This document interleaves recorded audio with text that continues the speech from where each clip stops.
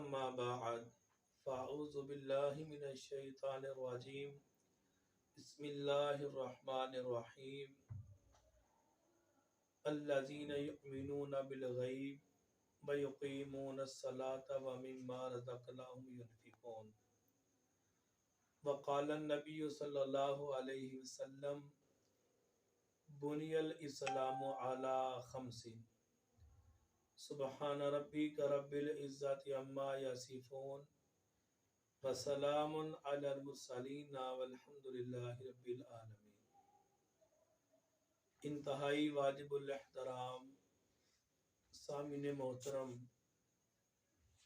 میں مشکور ہوں محترم جناب عزت مآب بھائی محمد آغا موسیٰ صاحب کی طرف سے جو آج مجھے اپنی گفتگو کرنے کی اہمیت اور زکوٰۃ کی فرضیت۔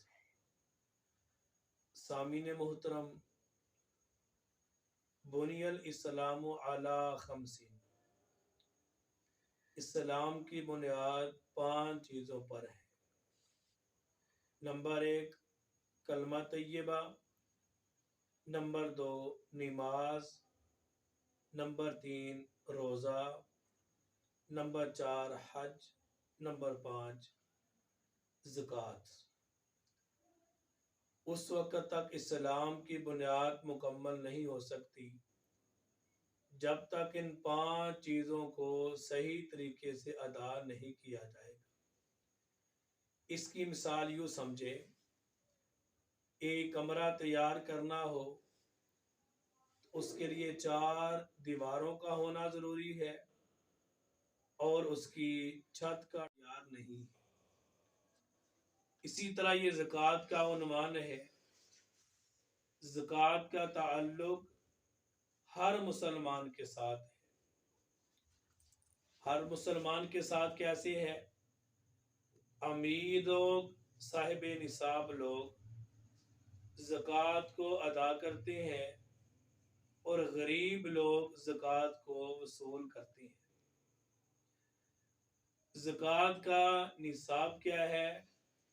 صاحب نصاب کون ہے؟ 4 چیزیں ہیں۔ نمبر 1 سونا، نمبر 2 چاندی، نمبر 3 تجارت کا سامان، نمبر 4 نقدی پیسے۔ زکوٰۃ کا نصاب 4 چیزیں ہیں۔ سونا کم از کم 7.5 تولے ہو، یا چاندی 52.5 تولے ہو، یا تجارت کا سامان 52.5 تولے چاندی کی مالیت کو پہنچتا ہو، یا اس کے پاس پیسے 52.5 تولے چاندی کی قیمت کو پہنچتے ہوں تو وہ بندہ صاحب نصاب ہے۔ اب یہاں پہ سوال یہ پیدا ہوتا ہے کہ چاندی کی قیمت کم ہے، سونے کی قیمت زیادہ ہے، تو اس کی بنیادی وجہ کیا ہے؟ علماء نے بڑی ہی اچھی مثال کے ساتھ سمجھایا کہ 5 نمازیں فرض ہیں، ظہر کی 12 رکھتے ہیں، عصر کی 8 رکھتے ہیں، اور مغرب کی 7 رکھتے ہیں، عشاء کی 17 رکھتے ہیں، فجر کی 4 رکھتے ہیں۔ حالانکہ ہونا تو یہ چاہیے تھا کہ فجر کی 4 رکھتے ہیں تو ظہر کی بھی 4 رکعتیں ہوتی، ظہر کی 4 ہیں تو عصر کی بھی 4 ہوتی، عصر کی 4 ہیں تو مغرب کی بھی 4 ہوتی، اور اسی طرح عشاء کی بھی 4 ہوتی۔ لیکن فجر کی رکعتیں علیحدہ ہیں، ظہر کی رکعتیں علیحدہ ہیں، عصر کی رکعتیں علیحدہ ہیں، مغرب اور عشاء کی علیحدہ علیحدہ ہیں۔ اسی طرح چاندی کا نصاب اور ہے، سونے کا نصاب اور ہے۔ دوسری وجہ یہ ہے کہ سونے اور چاندی کی جب یہ نصاب کے حوالے سے حیثیت مقرر کی گئی تو عرب کے دستور کے مطابق سونا اور چاندی دونوں کی یکساں قیمت تھی، بعد میں تبدیل ہوتی رہی۔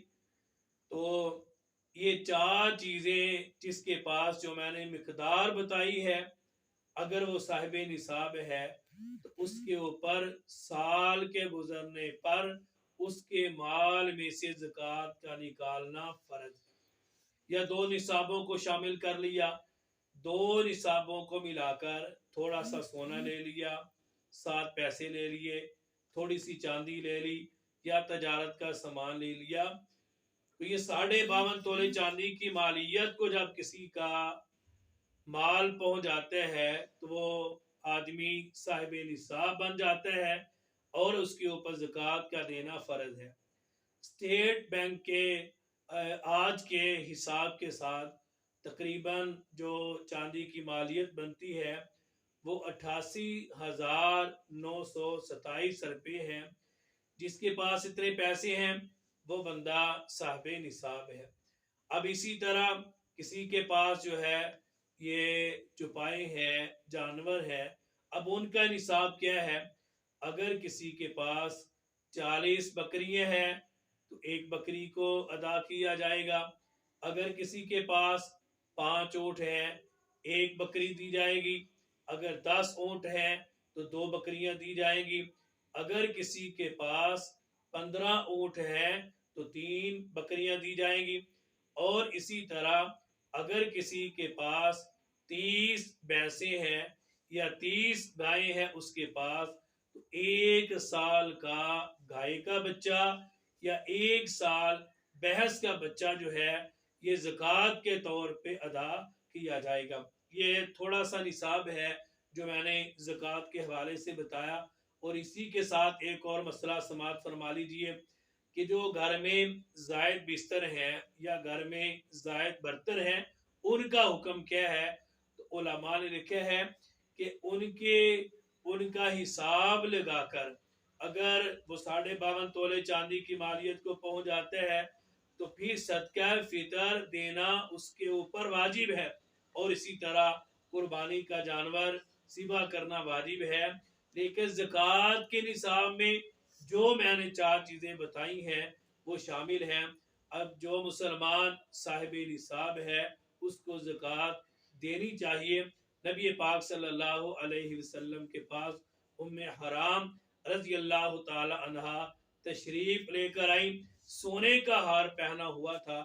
نبی پاک صلی اللہ علیہ وسلم نے فرمایا، اے ام حرام، کیا تو نے جو سونے کا زیور پہنا ہوا ہے اس کی زکوٰۃ کو ادا کیا ہے یا کہ نہیں؟ وہ عرض کرتی ہے، یا رسول اللہ صلی اللہ علیہ وسلم، مجھے زکوٰۃ کے نصاب کا ہی پتہ نہیں تو میں زکوٰۃ کیسے ادا کروں؟ تو آپ صلی اللہ علیہ وسلم نے فرمایا، کل قیمت لگا کر 40واں حصہ جو بنتا ہے وہ آپ کے سونے کے ہار کی جو قیمت بنتی ہے 40واں حصہ زکوٰۃ کے طور پہ ادا کیا جائے گا۔ کتنی خوش قسمتی ہے اس امت کی، پہلی امتوں میں یہ 4تھا حصہ زکوٰۃ کا دیا جاتا تھا، لیکن اس امت کے لیے اللہ تعالیٰ نے 40واں حصہ رکھا، اور پہلی امتوں میں زکوٰۃ کا مال پہاڑوں پہ رکھ دیا کرتے تھے، چٹیل میدان میں رکھ دیا کرتے تھے، آگ آتی لے کے چلی جاتی، یا اس کو جلا کے راکھ بنا دیا جاتا، یا ہوا آتی اڑا کے لے کے جاتی۔ لیکن یہاں پہ اس امت کا صاحب نصاب زکوٰۃ کو ادا کرتا ہے اور غریب لوگ اس سے فائدہ حاصل کرتے ہیں۔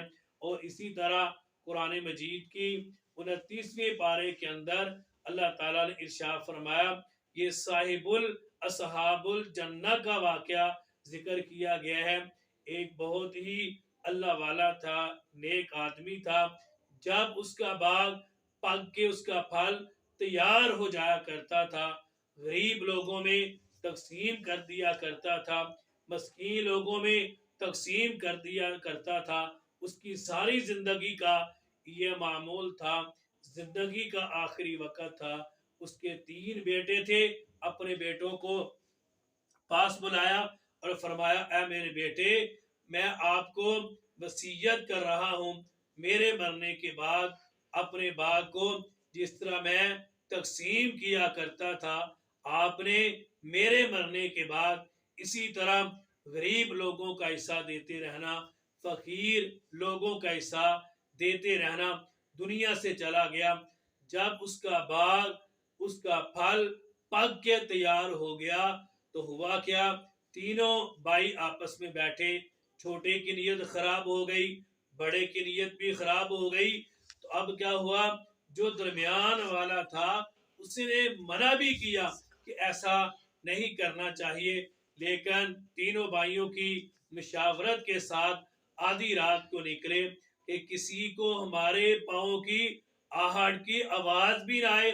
جب وہ اپنے باغ کے پاس پہنچے، اللہ کی قدرت تھی، سارا باغ جل کے راکھ ہو گیا۔ کیا کہتے ہیں، ہمیں غلطی لگ گئی، ہم کسی اور کے باغ میں چلے گئے، لیکن درمیان والا کہنے لگا یہی ہمارا باغ ہے، لیکن ہماری نیتیں خراب ہو چکی ہیں۔ بالآخر دل سے نادم ہوئے، پریشانی کا اظہار کیا، اللہ کے سامنے توبہ کی، استغفار کیا، اللہ تعالیٰ نے دوبارہ باغ کو تیار کیا، اس پہ پھل پک کے تیار ہوا، غریب لوگوں میں اس کو تقسیم کر دیا، پھر اللہ تعالیٰ نے ان کی توبہ کو قبول کیا۔ سامعین محترم، آج کے دور میں جب تک ہم اپنے مال میں سے زکوٰۃ کو ادا نہیں کریں گے، تب تک ہمارے گھروں میں جو رزق ہے، اس رزق میں برکت کے دروازے نہیں کھل سکتے، رحمت کے دروازے نہیں کھل سکتے، جب تک ہم اپنے مال کو پاک نہیں کریں گے، 40واں حصہ اللہ تعالیٰ کے راستے میں تقسیم نہیں کیا جائے گا، غرباء کے اندر تقسیم نہیں کیا جائے گا، مساکین کے اندر تقسیم نہیں کیا جائے گا، مؤلفۃ القلوب میں تقسیم نہیں کیا جائے گا، ابن سبیل میں یہ تقسیم نہیں کیا جائے گا، زکوٰۃ کو اکٹھا کرنے والوں میں تقسیم نہیں کیا جائے گا۔ اور اسی طرح آج کے دور کے اندر بہترین مصارف جو علماء نے لکھی ہیں، یہ دینی مدارس ہیں کہ آپ کی زکوٰۃ کا دیا ہوا مال اگر کوئی طالب علم اس کو کھاتا ہے، اس کے ساتھ اللہ کے قرآن کو یاد کرتا ہے، آپ کا دیا ہوا مال کل کو یہ بچہ حافظ قرآن بنتا ہے، دین کا عالم بنتا ہے، پھر یہ مصلی پر کھڑے ہو کے اللہ کے قرآن کو سناتے ہیں اور باز کرتے ہیں، بیان کرتے ہیں، تو تعاون کرنے والوں کو پورا پورا اس کا ثواب دیا جاتا ہے۔ لہٰذا ہر مسلمان جو میری آواز کو سن رہے ہیں، وہ اپنے مال کا حساب لگائیں، سال کے گزرنے کے بعد زکوٰۃ کو ادا کریں۔ رب العالمین سے دعا ہے اللہ تعالیٰ مجھے اور آپ کو اس عظیم عمل پہ عمل کرنے کی توفیق نصیب فرمائے، اور اللہ تعالیٰ ہمیں زکوٰۃ دینے کی توفیق نصیب فرمائے، اور جو اس کے مستحق لوگ ہیں ان تک پہنچانے کی اللہ تعالیٰ توفیق نصیب فرمائے۔ وآخر دعوانا الحمدللہ رب العالمین۔